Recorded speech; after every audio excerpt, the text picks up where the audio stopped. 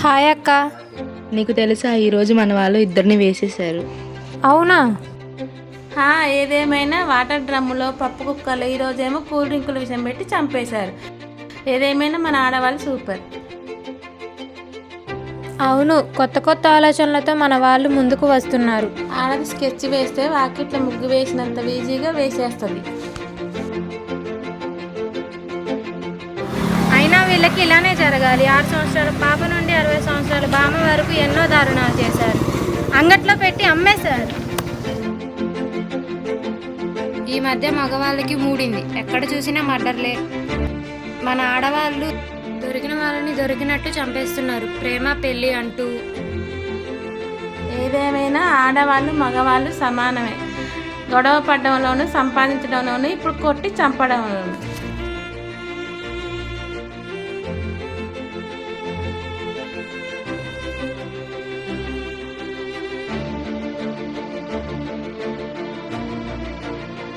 చాలా బాగా చెప్పారు. ఏం చేస్తారు మేడం?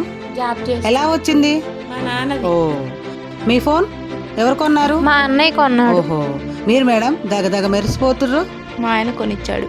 భర్తగానో అన్నగానో తండ్రిగానో మగవాళ్ళ మీదేగా మీరంతా ఆధారపడి బ్రతికేది.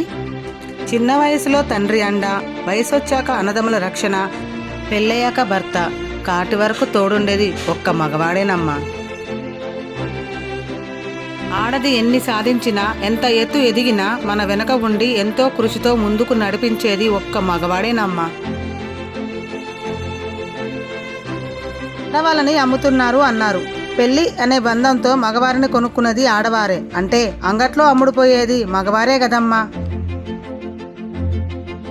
అయినా ఇన్స్టాగ్రామ్లో లైకుల కోసం చూసుకునే ఈ రోజుల్లో ఆడవాళ్ళకి బోర్డర్లో ప్రాణత్యాగం చేసే మగవాళ్ళ గురించి, జీవితాలను త్యాగం చేసే మన అన్నదమ్ముల గురించి ఏం తెలుస్తుందిలే. వయసుతో సంబంధం లేకుండా వాళ్ళు చేసే దారుణాల సంగతి ఏంటి మరి? అలా అని అందరు మగవాళ్ళు చెడ్డవారు కాదమ్మా. ఎక్కడో ఏదో జరిగిందని మన తండ్రిని ద్వేషించం, మన అన్నదమ్ములని ద్వేషించం, పరాయి మగాడిని మాత్రమే ఎందుకు ద్వేషిస్తాం? ఎందుకంటే మనం చూసే విధానంలోనే ఉంది తప్పు. అందరు మగవాళ్ళు మంచివారని నేను చెప్పను, కానీ తులసివనంలో గంజాయి మొక్క ఉన్నట్టు ఈ సమాజంలో చెడ్డ మగవాళ్ళు కూడా ఉన్నారు. వాళ్ళ వల్ల మంచి వాళ్ళకు కూడా చెడ్డ పేరే వస్తుంది. మీరు ప్రేమించకపోయినా పర్వాలేదమ్మా, అలా నటించి వాళ్ళ ప్రాణాలు మాత్రం తీయకండి.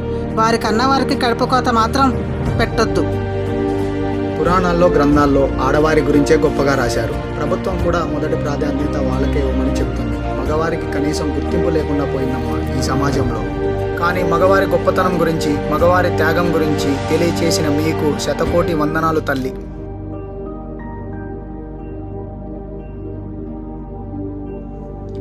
కానీ మన వాళ్ళు తండ్రిని చంపరు, అన్నదమ్ములను చంపరు, కానీ కట్టుకున్న వాళ్ళని ఎందుకమ్మా చంపుతున్నారు ఈ తరంలో?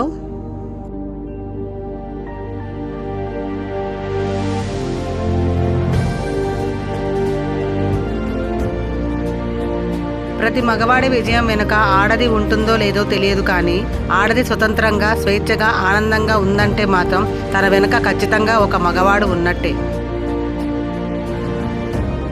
బంధాలను కాపాడుదాం, బంధం మనల్ని కాపాడుతుంది.